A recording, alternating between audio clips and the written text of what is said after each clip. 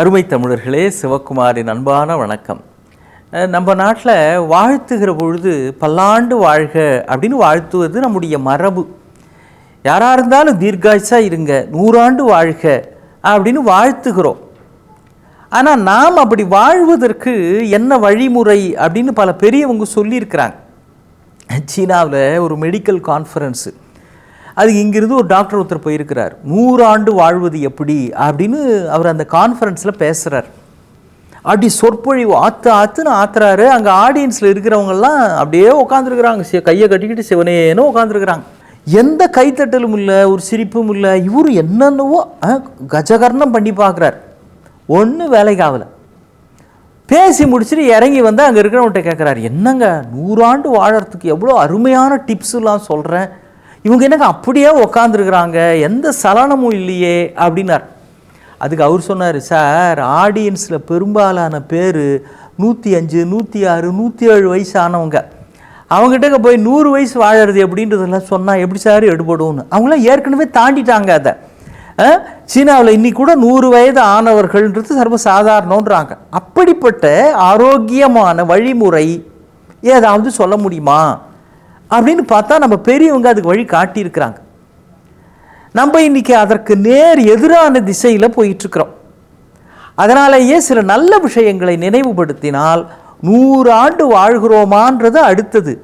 வாழ்கிற வரைக்கும் ஆரோக்கியமாக இருக்கலாம்.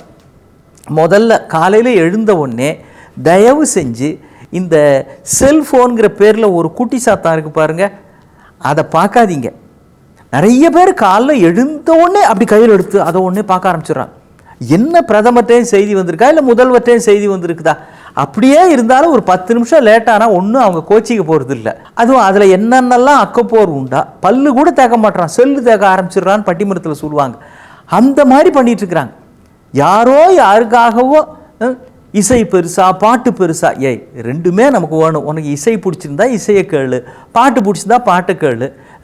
அவரும் கோடிக்கணக்கில் சம்பாதிச்சிட்டாரு, அவர் துறையில் வெற்றி பெற்றுட்டாரு. இவரும் கோடிக்கணக்கில் சம்பாதிச்சிட்டாரு, இவர் துறையில் வெற்றி பெற்றுட்டாரு.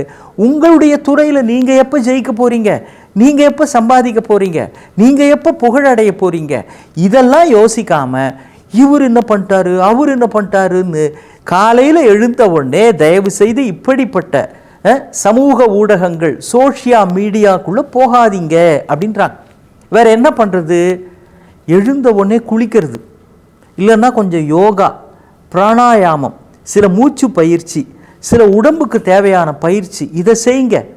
ஏன்னா இப்போ சட்டை சரியில்லைன்னா சட்டையை மாற்றிக்கலாம், இருக்கிற வீடு சரியில்லைன்னா வீடு மாற்றிக்கலாம், ஓட்டுற 2 வீலர் சரியில்லை, கார் சரியில்லைன்னா இதை மாற்றிக்கலாம். ஆனால் உடம்பு சரியில்லை அப்படின்னா நம்ம வேறு உடம்புக்குள்ளே போக முடியாது. அதனால் இந்த உடம்பை முன்கூட்டியே பத்திரமாக ஆரோக்கியமாக வச்சுக்கணும் அப்படின்றது தான் நமக்கு இருக்கிற ஒரே வழி. அதற்கு முக்கியமானது காலையில் எழுந்தவுடன் இந்த உடம்புக்கும் மனதுக்கும் தேவையான சில பயிற்சிகளை தருவது. 2வதாக காலையில் சாப்பிடுகிற உணவு இருக்கே, இது ரொம்ப முக்கியமானதுன்றாங்க. பிரேக்ஃபாஸ்ட் அப்படின்னு என்ன, கிட்டத்தட்ட ஒரு 7-8 மணி நேரம், முதல் நாள் இரவு சாப்பிட்டதுக்கு பிறகு ஒரு 8 மணி நேரம் வயிற்றில் எதுவுமே இல்லை, பட்னி கிடக்குது. இந்த பட்னியை உடைப்பதற்கு, அதை மாற்றுவதற்காக காலையில் சாப்பிடுகிற உணவு, டு பிரேக் த ஃபாஸ்ட், அதுதான் காலையில் சாப்பிடுகிற உணவு. அது சத்துள்ளதாக இருக்கணும். குறிப்பாக நம்முடைய பெண்கள் தாய்மார்கள் நிறைய பேர் காலை அவசரத்தில் பிள்ளைங்களை அனுப்பணும், வீட்டுக்காரரை அனுப்பணும் அப்படின்ற இந்த அவசரத்தில் அவங்களுடைய காலை உணவை சரியாக சாப்பிட்றதே இல்லை, நெக்லெக்ட் பண்ணிடுறாங்க. அதுவும் வேலைக்கு வருகிற பெண்கள் ஒரு பஸ்ஸு மாதிரி ஒரு ட்ரெயின் மாதிரி ஆஃபீஸுக்கு போய் சேரணும், டைம் ஆச்சு அப்படின்னு அவசரத்தில் புறப்படுறப்போ சாப்பிட்றது கூட இல்லை டிஃபன் பாக்ஸில் போட்டுக்கிட்டு ஆஃபீஸில் போய் சாப்பிட்லான்னு வருவாங்க. பல பேர் சாப்பிட மாட்டாங்க, அப்படியே நேரமாயிரும், மதிய உணவு தான். காலை உணவு சாப்பிடாமல் இருப்பது உடம்பை பல வகையில் பாதிக்கிறது. எனவே எந்த காரணத்திற்காகவும் முதல் உணவை நிராகரிக்காதீர்கள். சாப்பிடுவது உங்கள் ஆரோக்கியத்திற்கு மிக முக்கியம். இதில் ஒரு நுட்பம் என்ன தெரியுங்களா?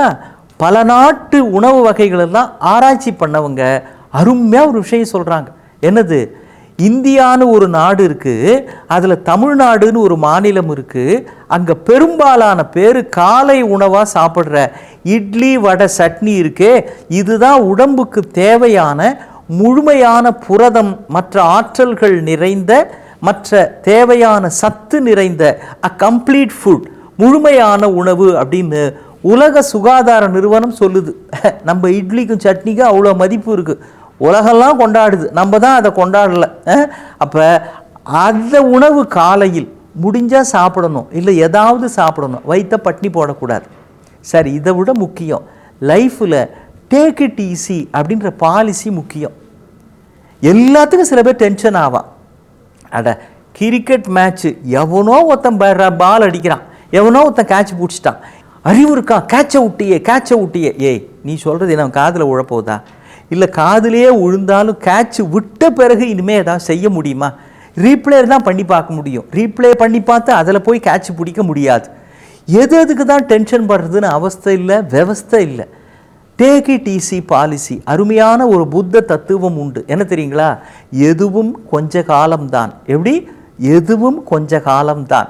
என்ன இருந்தாலும் கொஞ்ச காலம்தான். கஷ்டமாக கொஞ்ச காலம், நஷ்டமாக கொஞ்ச காலம், இன்பமாக கொஞ்ச காலம். அட மனுஷ வாழ்க்கையே அப்படித்தான். இதில் எதற்கும் எல்லை மீறி பதறுவதற்கு ஒன்றுமே இல்லை என்பதை உணர்ந்து கொண்டு விட்டால் டேக் இட் ஈஸி என்கிற மனோபாவம். அதை விட முக்கியமான ஒன்று, மனிதர்களோடு பழகுங்கள், மனிதர்களோடு கலந்து பேசுங்கள், மனிதர்களுக்கு ஊக்கமும் உற்சாகமும் தாருங்கள். நீங்கள் எதை தருகிறீர்களோ அது 2 மடங்கு அவர்களிடமிருந்து வரும்.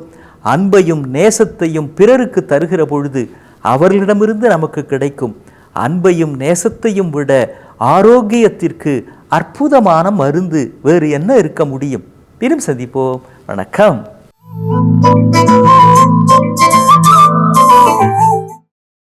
இன்னும் பல வீடியோக்களை காண சன் லைஃப் சேனலை சப்ஸ்கிரைப் பண்ணுங்க.